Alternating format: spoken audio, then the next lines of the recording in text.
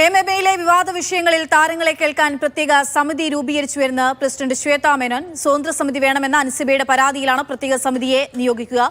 President general സെക്രട്ടറിയെയും ഉൾപ്പെടുത്തി 5 പേർ ഉൾപ്പെടെയുള്ള സമിതിയെയാണ് രൂപീകരിച്ചത്.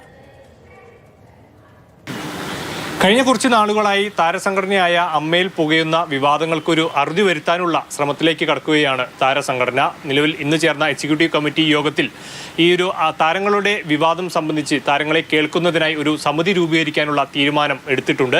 5 അംഗങ്ങളാണ് ഈ ഒരു സമിതിയിൽ ഉണ്ടാവുക. അമ്മ പ്രസിഡന്റായിട്ടുള്ള ശ്വേതാ മേനോൻ, അതുപോലെ തന്നെ ജനറൽ സെക്രട്ടറി കുക്കു പരമേശ്വരൻ, ഇവരെ കൂടാതെ മറ്റ് 3 പേർ. ഇവർ ആരൊക്കെ എന്നതിൽ ഒരു വ്യക്തത വന്നിട്ടില്ല. അതേക്കുറിച്ച് ആ താരങ്ങൾ ആരൊക്കെയാണ് എന്നുള്ളതിൽ ഒരു പ്രതികരണം നടത്താൻ അമ്മ പ്രസിഡന്റ് തയ്യാറായിട്ടില്ല. We have to solve the problem. നമ്മളെ സംബന്ധിച്ച് ഇവരെല്ലാവരും നമ്മുടെ മെമ്പേഴ്സാണ്. നമ്മളിവിടുന്ന് ആർക്കും പണിഷ്മെൻറ്റോ, നമ്മളിത് കോർട്ടല്ല. Every member should be in AMMA. നേരത്തെ അൻസിബ ഹസൻ തന്റെ പരാതിയുമായി ബന്ധപ്പെട്ട് ഒരു നിർദ്ദേശം അമ്മയ്ക്ക് കത്തായി ഇമെയിൽ മുഖേന അയച്ചിരുന്നു. അതിൽ പറഞ്ഞ പ്രധാനപ്പെട്ട കാര്യം ഇതായിരുന്നു: ഒരു ഉപസമിതി, തങ്ങളെ കേൾക്കാൻ നിഷ്പക്ഷമായിട്ടുള്ളൊരു ഉപസമിതി ഉണ്ടാക്കണമെന്നൊരു ആവശ്യം അൻസിബ ഹസൻ നിർദ്ദേശിച്ചിരുന്നു. ഇതിന്റെ പശ്ചാത്തലത്തിലാണ് ഇപ്പോൾ ഒരു പുതിയ സമിതി രൂപീകരിക്കാൻ അമ്മ എക്സിക്യൂട്ടീവ് കമ്മിറ്റി യോഗം ഇന്നിപ്പോൾ തീരുമാനമായിട്ടുള്ളത്.